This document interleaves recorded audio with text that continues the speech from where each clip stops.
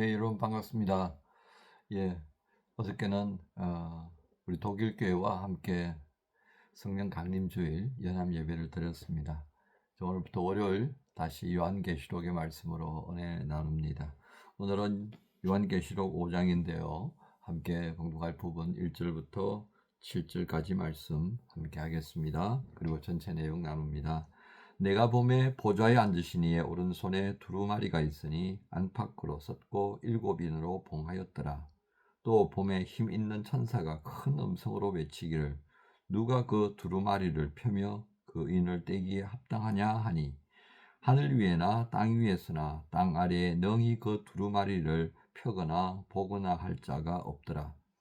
그 두루마리를 펴거나 보거나 하기에 합당한 자가 보이지 아니하기로 내가 크게 울었더니 장로 중에 한 사람이 내게 말하되 울지 말라.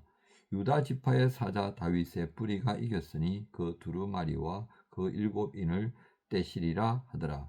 내가 또 보니 보좌와 내 생물과 장로들 사이에 한 어린 양이 서 있는데 일찍이 죽임을 당한 것 같더라. 그에게 7뿔과 7눈이 있으니 이 눈들은 온 땅에 보내심을 받은 하나님의 7영이더라. 그 어린 양이 나와서 보좌에 앉으신 이의 오른손에서 두루마리를 취하시니라. 아멘.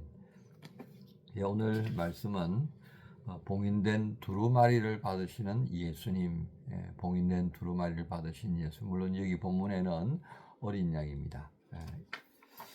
자, 오늘 말씀 시작의 내용은 어떻습니까? 사도 요한이 봉인된 두루마리를 보게 됩니다. 하지만 그 봉인은 천사의 말처럼 어느 누구도 열어볼 수 없게 되어 있었습니다. 여러분 여기에 7인으로 봉하였다는 말은 어느 누구도 열어볼 수 없게 봉해져 있는 그런 두루마리입니다. 그러니까 여러분 영화나 이렇게 보면 그 마법으로 완전히 어떤 특별한 그 열쇠를 찾지 못하면 열 수 없게 돼 있는 그런 거 아시죠, 그죠? 바로 그와 같다는 겁니다. 자, 그런데 오늘 그 봉인된 두루마리를 열 수 있는 유일한 열쇠가 누구라고 말씀됩니까? 그렇습니다. 죽었다가 살아나신 예수 그리스도, 죽임을 당하셨던 그 어린 양, 그분에게 이 봉인된 두루마리가 전달되는 겁니다. 이 과정에 있어서 사도 요한은 절망합니다. 그것은 4절에 나와 있죠. 그 두루마리를 펴거나 보거나 하기에 합당한 자가 보이지 아니하기로 내가 크게 울었더라. 여러분 이게 어떤 모습입니까? 그렇습니다.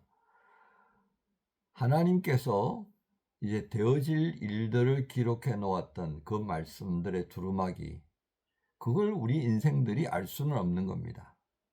하지만 계속해서 요한계시록에 되어졌던 상황은 어떻습니까? 낙담하는 겁니다. 교회는 로마 제국에 의하여서 엄청나게 피해를 입고 있었습니다.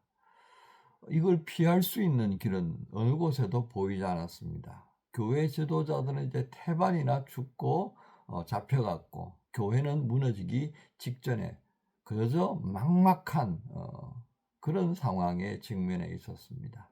그러니까 모두의 마음은 어떻습니까? 하나님, 이 교회를 향해 어떻게 침묵하십니까? 라는 기도가 있었지 않겠습니까? 흡사 유대인들이 2차 대전 때 독일에 의하여서 무수하게 살해당했을 때 죽어가던 유대인들이 하나님 어디 계십니까? 하고 단식했던 것처럼 말입니다.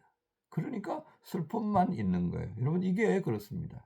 하나님이 우리에게 침묵하시면요. 우리는 어떤 상태에 놓여 있겠습니까? 오늘 4절에 있는 눈물과 탄식의 삶의 자리일 수밖에 없다는 겁니다.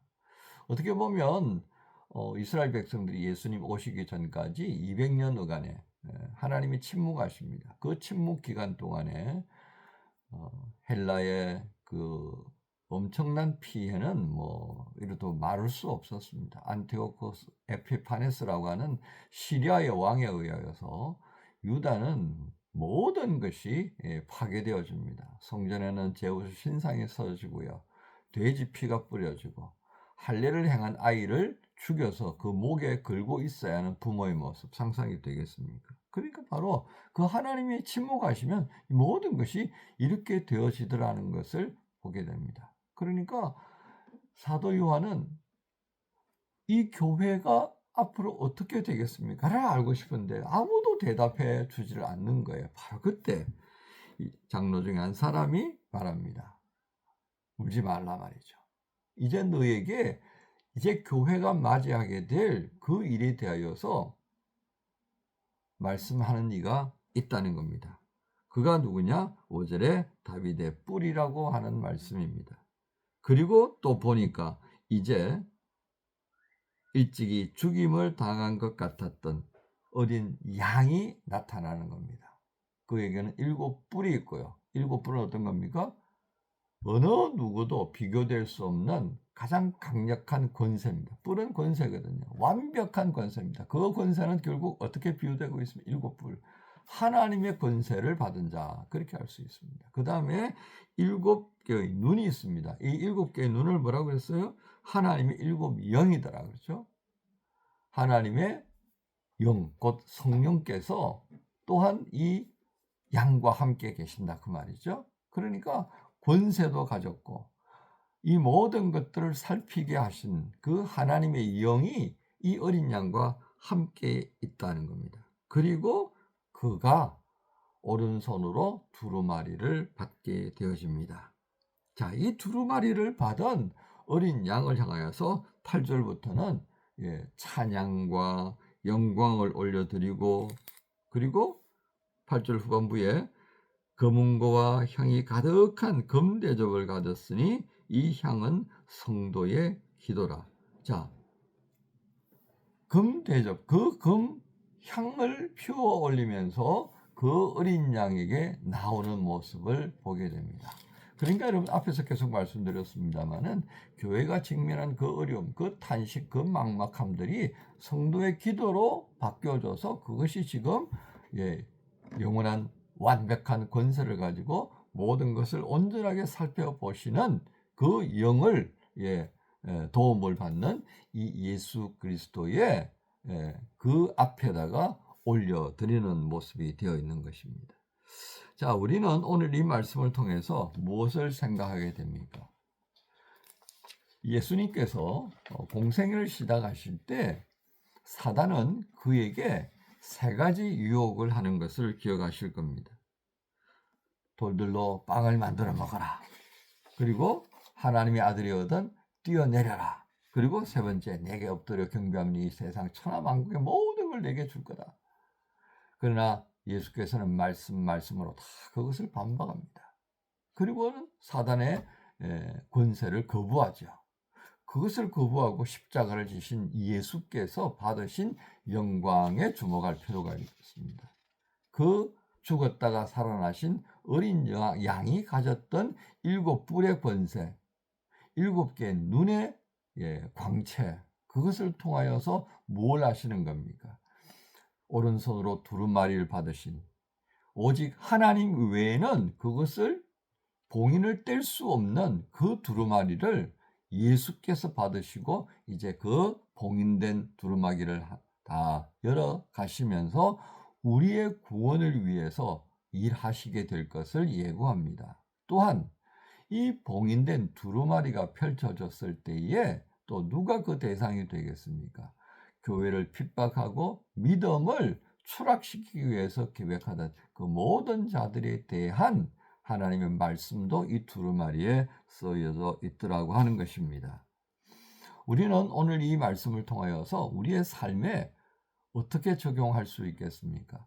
여러분, 예수께서 죽으시고 살아나신 다음에 받으신 이 영광의 모습, 이것이 우리 성도들이 장차 누리게 될 하나님께로부터 약속되어진 영광을 받게 되는 그 수순을 보여준다 해도 과언이 아니겠습니다.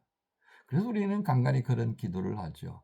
한 줌밖에 안 되는 그 이익을 위하여서 하나님의 자녀의 영광을 버리지 말아라. 그죠? 하나님의 말씀이 우리의 생명의 양식이라고 말하잖아요. 그런데 이 말씀보다도 다른 것을 취하게 된다면 우리는 가장 중요한 것을 놓치는 어리석음을 범하게 될 거다 하는 것입니다. 오늘 그것을 예수께서 분명하게 보여주십니다. 사랑하는 지체 여러분, 이제 월요일 날 아침입니다만 벌써 날씨가 매우 뜨겁습니다. 뭔가 공부를 하고 연주 연습을 하고 일을 하고 할 때마다 이 더위가 또한 쉽지 않게 여러분들의 힘들게 할 겁니다. 비단 이 더위뿐이겠습니까? 살아가면서 겪는 수많은 어려움들이 실상은 우리의 믿음을 뒤흔들고 있는 것이 분명합니다. 우리의 눈을 자꾸 다른 것에 돌리게 만듭니다. 그러나 오늘 요한계시록 5장의 말씀, 죽으셨다가 살아나신 어린 양이신 이 예수님께서 받으시는 영광, 그리고 장로들이 올려드리는 찬송, 그리고 성도들이 올려드리는 그 기도의 대상이 되신 그리스도를 기억하며 오늘 우리가 무엇을 붙들고 살아야 하는가 다시 한번 마음속에 새길 수 있는 복된 월요일 되시기를 주님 예수님의 이름으로 축복합니다. 주님 감사합니다. 봉인된 두루마리를 받으신 예수님, 그저 받으신 것이 아니라 그 모든 사단의 흉계를 거부하고 오직 말씀 안에 서서 하나님의 뜻을 먼저 앞세웠던 그 결과라 믿습니다. 죽으시고 그리고 그 죽은 자들 가운데서 살려주셨던 그 하나님의 능력 안에서 온전한